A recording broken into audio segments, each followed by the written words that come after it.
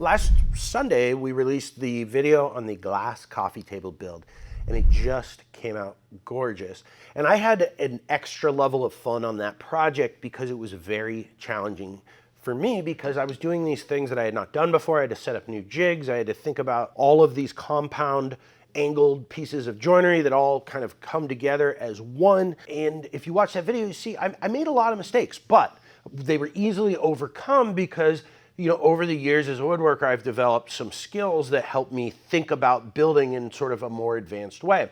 And that sort of got me thinking about, you know, what kind of information could I impart on you guys that really helps you develop those skills? Because there's lots of tips and tricks videos out there. I've got some of them myself, but nobody ever talks about the skills that you need to actually grow as a woodworker, because those tips and tricks are great. And there's lots of things that I still use today that I've seen in those videos, but nobody talks about the things you should work on to become an overall better woodworker.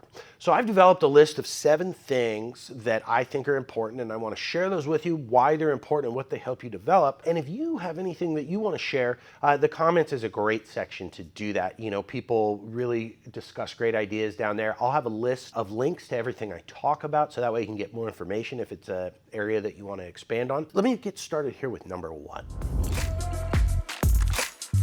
All right, so this first one's a little bit of a longer one because it covers sort of a broad topic, but I think it's the most important, which is fixing your mistakes and thinking about different ways to do things. Now, I have a great video, be linked down below, called 7 Common Woodworking Mistakes and How to Fix Them. But more importantly, knowing how to fix mistakes gives you a lot of confidence to just try stuff and overcome obstacles.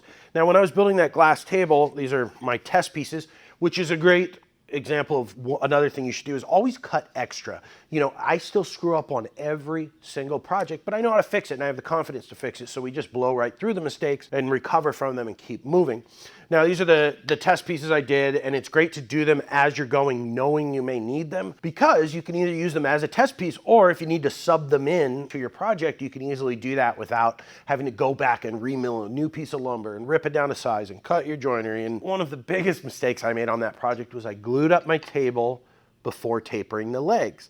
Now, tapering the legs on that sled I built a couple weeks ago, the Katz-Moses multi-sled, would have been so easy. We could have just put on that sled, ripped it down the table saw. I would have been done with the legs for both tables in 5 minutes.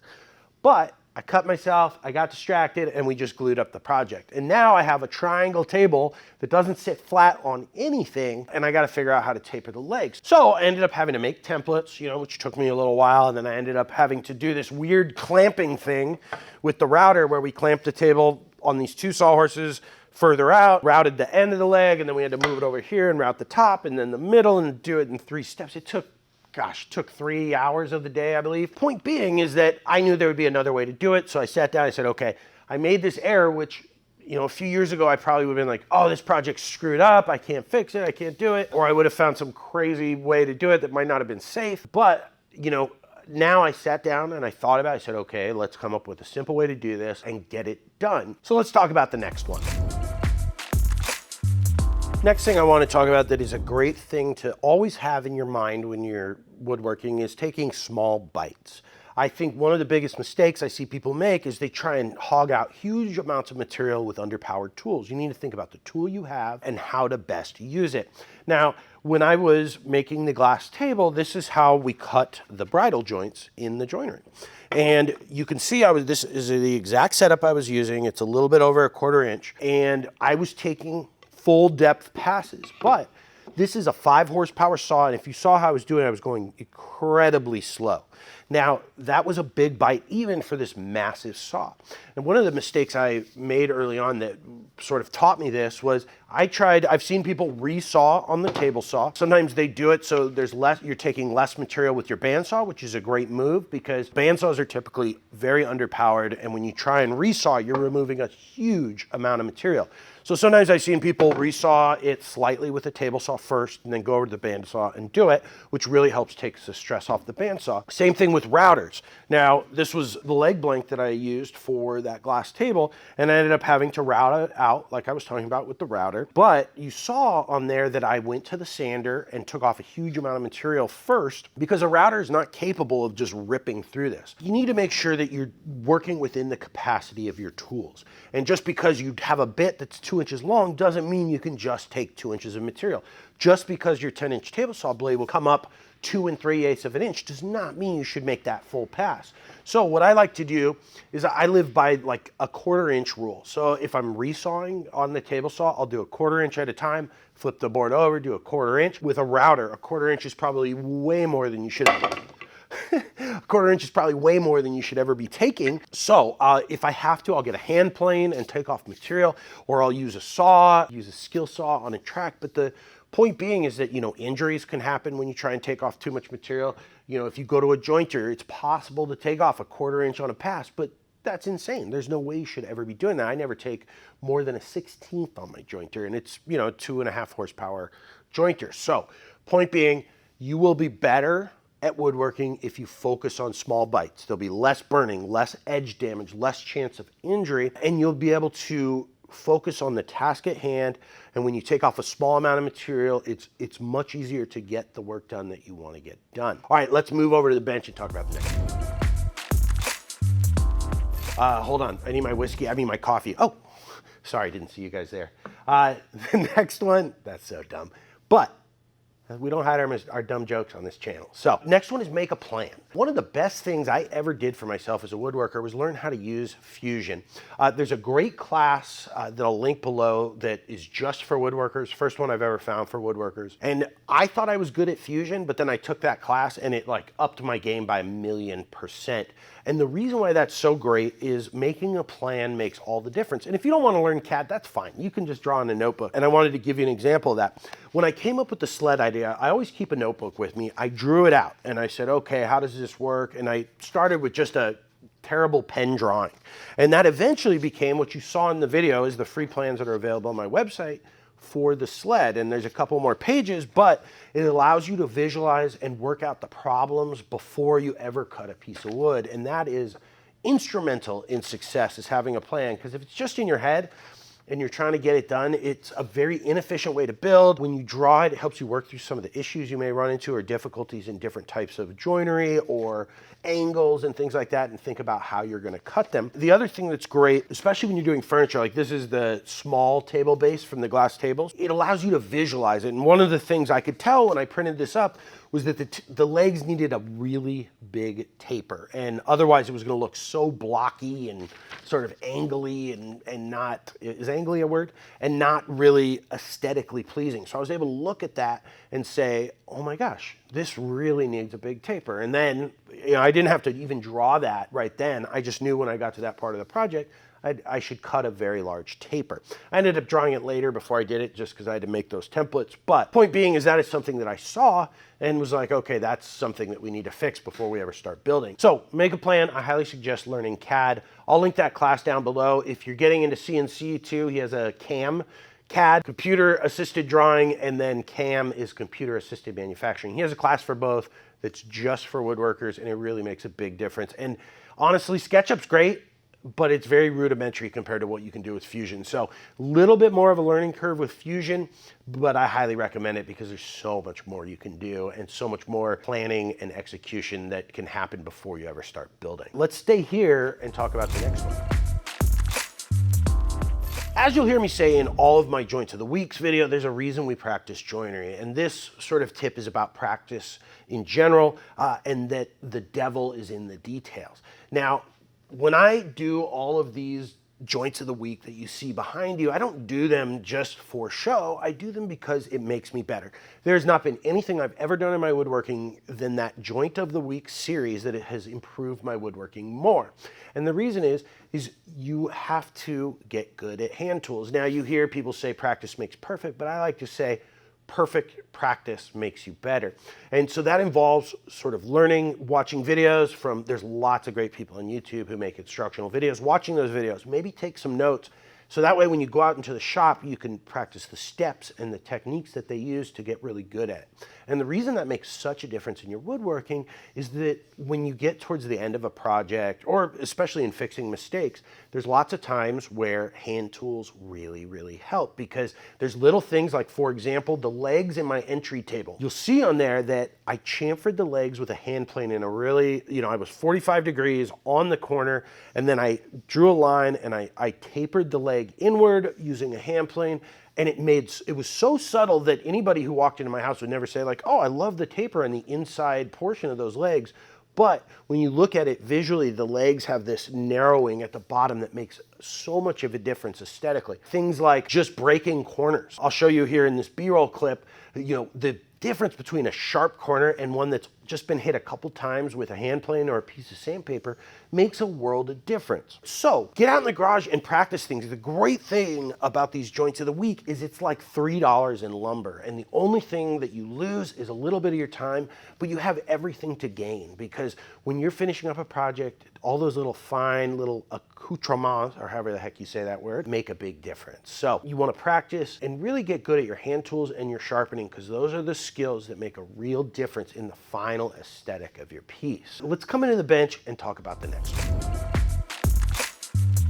All right, the next one I want to talk about is measuring, marking, getting things square. If there's any area in your shop you should not cheap out, it's on your combo squares and measuring devices. I have a great video called Superior Accuracy in Woodworking where I go into extreme depth on all of my measuring and marking tricks. But what I think is most important is that you get a good combo square and learn how to use it. I have a great video all about combo squares, as well as where to get these two here. They're blems, so they're like half the price. They're just as accurate as like the $100 12-inch squares you see like from Starrett or Mitutoyo. In fact, this is a Mitutoyo. You can see it's been scratched out, but it makes a big difference when you know your stuff is square. Another thing that is really important is you always use the same measuring device throughout a project. You have a combo square and a tape measure. Now, these are both common tools you'll use for measuring, but check them against each other, make sure they're the same.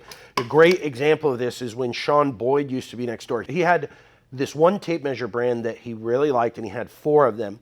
And one day, just out of curiosity, we took them all and measured out to 12 inches and marked it, and they all were slightly off from each other. Now, he would keep those all in a line and just kind of grab them randomly throughout projects, clean up at the end of the day, and then come back the next day. But one of the things that happens in woodworking is, a small error of like a 32nd isn't probably going to make a big difference, but you get compounding errors. So if you're off a 32nd here, a 16th there, an 8th here, suddenly at the end of the project, it's super wonky, you won't go together, your glue up won't work. So it's important that you take a measuring device and stick with it. And I think the most important thing is to ditch your pencil. I only use pencil for rough cutting, and here's why. Okay, now here's why you want to ditch the pencil, especially when you're doing joinery or final pieces. And this is exactly why I designed my apron the way I did with my square here and my marking knife here, because I'm right-handed. There's also a left-handed version, but you take your square out and then you can make a line. And the way that you get there is you take your tape measure, and let's say you wanted 5 inches, you can go right to 5 inches. You just leave your marking knife right there, and then you take your square up to it, and then you have a line, and that's a terrible line. And you have a line just like this, and so you know that's exactly at 5 inches. But when you look at like a pencil, let's start with like a 0.5 mechanical pencil. Now, not only do you have the lead, but you also have this metal sheath around here. So if you thought you were at 5 inches, you may be off by a little bit. And then if you do that in 4 different places, suddenly you're off by like a whole 1/16 of an inch. Then, if you look at it right next to the marking knife line, you can see it's substantially wider, which you may not think that makes a difference, but it does. Then, if you look at a carpenter's pencil, you have even more of that problem because you have this angle where it's sharpened, and that's going to push it away from the square too. But look at the difference in the size of the lead. That's maybe 4 times wider than the mechanical pencil and 16 times wider than the marking knife. So if you learn how to use a marking knife, and again, I talk about this in great detail in my video called Superior Accuracy in Woodworking, which will be linked again down below, but it's important to get used to it. Also, cool little tip that a lot of people don't know is at the bottom of all squares, there's a little scribe that's very sharp. So if you ever can't find your marking knife, you can just pull the scribe out and give yourself a nice little mark. Let's head over to the table saw and talk about my next tip. The next thing is jigs, jigs, jigs. You should be making jigs. Here's some ones that I use very, very regularly. This is one we use to chamfer the dovetail jigs, and this is one we've had for several years, and we keep making new ones because, you know, we probably could hold it by the post and chamfer it on the router table, but that wouldn't be safe or efficient. So we can just lock them in here, do it real fast. Jig can be as simple as like a magnet like this that goes on your cast iron table saw you use as a stop block with your miter gauge. Or I've got a crosscut sled here. Stop blocks are essential. Whether you get mine or make your own or just clamp a piece of wood to your jig, it makes a huge difference. Repeatability, repeatability, repeatability is the name of the game in woodworking. If you can't cut 4 legs at exactly the same length, you need to step up your game. I've got this this spline jig, which I use all the time for mitered corners. This was a bridle joint jig that we used in the glass coffee table for angled bridle joints. I've got a great video on making 90-degree bridle joints that we used for the infinity cube table. You know, from where I'm standing, I can see 1, 2, 3, 11 other jigs that are just here that we use all the time. So figure out how to make things repeatable. If you have to do more than one of a cut, a jig's probably going to be great for you. So never just grab your miter gauge and say, okay, I'm going to measure to 12 inches on 11 different pieces and cut them here. Let's just get a stop block and make this easy. And, you know, like I said, it could be something as simple as this magnet. Jigs make a big difference in your woodworking, and that's why you see tons of videos on them. Let's head over to the bench and talk about the last one. The last one is a simple one, but I really think it's the most important. Woodworking is supposed to be fun. Your hobbies are supposed to be fun. And I'll tell you from personal experience, the job I have posting public content on YouTube and Instagram, there's mean people. People are mean to me every single day. So you have to have a really thick skin. But I know, especially from, even today, somebody will say something that kind of nips at one of, an insecurity I have, and it'll bug me all day. But the point is, do what you love. There is no right way to do woodworking. There is no gatekeeping that anybody can do that says that you shouldn't enjoy your hobby the way that you want to enjoy it. And so that just means you should do what you love. If you like epoxy tables, great, go do it. If you like cutting dovetails, great, go do it. But don't let anybody tell you that you're wrong for doing it the way that makes you happy. So remember that we all make mistakes, but it's just, we're trying to have fun. We're trying to do things that give us fulfillment and enjoyment, and nothing is better than seeing something that you worked really hard on done. And regardless of how it came out, don't tell people about your mistakes, because nobody's ever gonna see those. They're not gonna notice that little piece of gap in your joinery. They're just gonna see that somebody they know spent hours of blood, sweat, and tears making something that they're so proud of. So do what you love. Don't gatekeep anybody. Let them enjoy their hobby the way they want to, and you enjoy it the way that you want to. And most importantly, be nice to people and build them up. No matter what it is, say, you know what, I'm proud of you for trying. There was a day that I had never built a piece of furniture, and then there is today. And at some point I had to start, and I was terrible when I started, but I got better and better and better, and I am now the Katz-Moses you see before you here today. But the reason that I think that is so important is I've enjoyed every step along the way, and I learned something new every time I build something, even today. So guys, thanks for watching. If you want to support the channel, head over to the Katz-Moses store, pick up a dovetail jig, an apron, or a stop block. Stay safe in the shop. Have a wonderful day.